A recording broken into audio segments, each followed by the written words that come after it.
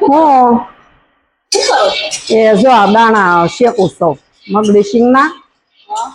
પછી શેકાઈ જાય ને એટલે ભાઈ એમ કે મીઠા વાળા કરજો, હિરેન એમ કે તેલ મરચા વાળા કરજો. બેના હમણાં ટાઢું વાતાવરણ છે, ભૂખ લાગશે તો ઓફિસે થી આવશે ને એટલે તરત એમ કે મમ્મી કઈ બનાવ્યું એને આવું બહુ ભાવે.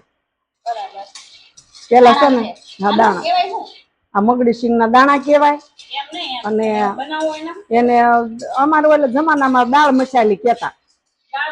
મસાલી એમાં પછી જો આમાં છે ને થોડુંક તેલ નાખવાનું, મીઠું નાખવાનું, મરચું, હળદર, હિંગ અને થોડો ખાંડનો પાવડર નાખવો હોય નાખવાનો, બધા નો નાખે. હા જરીક મીઠું નાખો એટલે સરસ. પછી ફોફા ઉખાડીને દાણા નાખી દેવાના. તેલ મરચું આપણે કેમ કઢી બનાવીને ગરમ કરીએ એમ.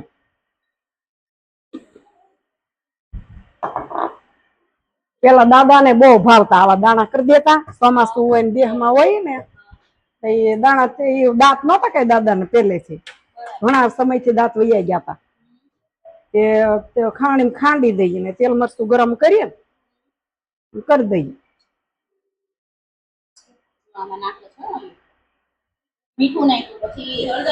હિંગ નાખી હા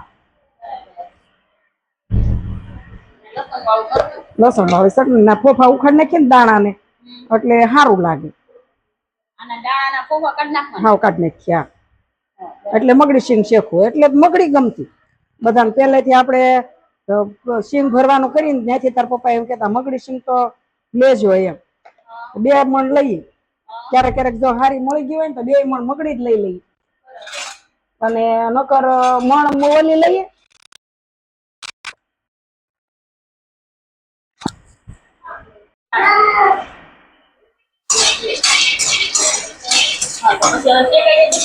શેકાઈ ગયા હવે પછી છે ને દાણા ફોલી લઈ અને પછી તેલ મરચું તૈયાર કર્યું એ ઓલું ગરમ કરી નાખો. હા નાખ્યા પછી એ ઉપરથી નાખી દેવાના. લીંબુ તો ઉપરથી અત્યાર દિન ન નખાય નકર ઘોરાઈ જાય, ચોમાસું છે ને એટલે.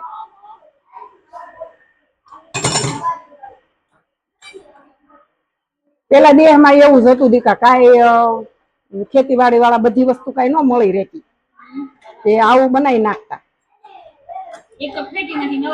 નવરાઈ ન હોય અને નાસ્તામાં આંબલી મોર આવે ને તો આંબલી ચટણી બનાવે, સિંગના દાણા નાખીએ ને આ જો આવી રીતે દાણા નાખીએ ફોફા ઉખાડીને આગળ ભેળવી દેવાના. ફરે તો એ વાંધો નહીં, ઉખાડું છું ઉખડી જાય ને એટલે હરખાઈ વીણી વીણી ને હરખાઈ દાળ મસાલી આમાં લીંબુ નીસવી દેવાનું એટલે તૈયાર. હા સારી લાગે હો પણ હા સરસ લાગે. વસ્તુ ઉપયોગ કરી લેવાનો હોય તે અને સિંગ ભરેલી હોય એટલે દાણા તો હોય જ ત્યાં. હા હા હા એટલું જ લાવે એ લોકો. હા હા એટલું જ લાવી. હા હા હા હા હા એમ જ. હા હા હા હા હા હા થાય થાય થાય. તીખું ખાવું હોય ને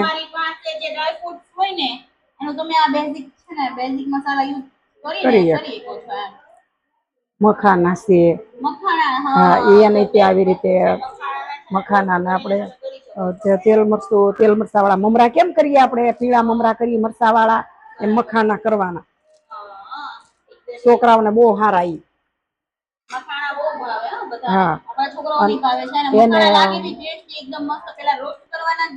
હા અને ત્યાર પછી આવી રીતે જ તે છે ને હળદર વાળા ને મીઠા મરચા વાળા હા વઘારી નાખ. વઘારી નાખવાના એટલે એવા સારા લાગે. બરાબર. આમાં નાખતા જાઉં છું દાણા. દાણા ફોફા ઉખાડી ઉખાડી નાખતી જાવ છું. થોડા થોડા ખોખા ઉખાડું. આમાં શું છે જો તને કહું આ ઉડે બહુ પાછા પંખો ચાલુ હોય બધે ભરાઈ જાય પાછું વાળું એમ કરતા આવી રીતે ઉખાડી ઉખાડી ના પાછા છે ને એકારે દાણા ઉખડે નહીં. હા હા. થોડા થોડા હાથમાં લઈને હારા ઉખડી જાય જો આ ધોળા થઈ જાય સાડા થઈ જાય. એકદમ સ્ટ્રેટ. હા થોડીક બી પોપડી ના રહેવા દેવાની. હા પોપડી નહીં રાખવાય. યા મગડીમાં જ ઉખડે નકર 20 નંબર નહીં હોય ને યા ઘાવરના ન ઉખડે એને હારા શેકાવા દેવા પડે. એમાં નંબર આવે.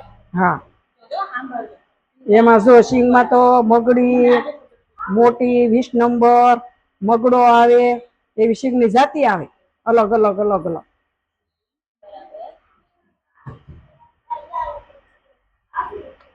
પેલા આપણે ગુજરાતી ને અત્યારે છે ને કોઈ ઓછી ખાય બધા છોકરાઓ સિંગ આ બધું ખાવાનું આવ્યું ને એટલે આપણે બહુ સિંગ જોતી ગામડેથી પેલા તીખા તળેલા દાણા હોતી કરતી તળીને આપણે કેમ શેવડામાં નાખીએ છીએ એવા દાણા એક થાળે ભરીને કાઢી લેતી પછી એમાં તેલ મરચું ને એવું એમાં ખાલી ચટણી તળેલા હોય ને એટલે ચટણી ને એવું ભભરાઈ દેવાનું જીરું ખાંડનો ભૂકો શેર ને પછી ભભરાઈને એક ડબલું ભરી લેવાનું પછી જયારે ખાવો હોય ને એ ખાય. ઓકે. કેટલું જોવે તો હવે. બસ જો બની ગયો હવે આમાં ખાલી લીંબુ નાખી દો. આમાં લીંબુ નાખવાનું. હા કોઈને ખાટું મીઠું જોતું હોય તો ખાંડા દાણા નાખી શકે. હા જો આપણે તો આ સુગર વાળા છે એટલે એ ન કરે ખાંડ ઓછી ગમે એટલે નથી નાખતા લીંબુ નાખી દઈએ.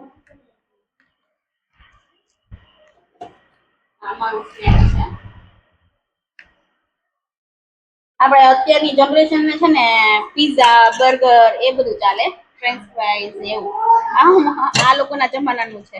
જો મારા હાથ કામ નથી કરતા ને તો હું આવી રીતે લસ કાઢું બરાબર. મારા સાસુના હાથ કામ નથી કરતા. આંગળા થોડા કામ જો આવી રીતે કાઢીને નાખી. ઓપરેશન કરાવ્યા પછી આંગળા લીંબુ ન ઓલું કરાય નીસવાય નહીં તમારે જેવું ન નીસવાય. દાળ મસાલી તૈયાર. બરાબર. દાળ મસાલી રેડી ભાઈ અમારી. જોઈને જ મજા આવે ને મોઢામાં પાણી આવી જાય. ભાળો ને તો તમને ખાવાનું મન થઈ જાય. એક્ઝેક્ટલી જોઈને મજા આવે ને ખાવા માટે. હા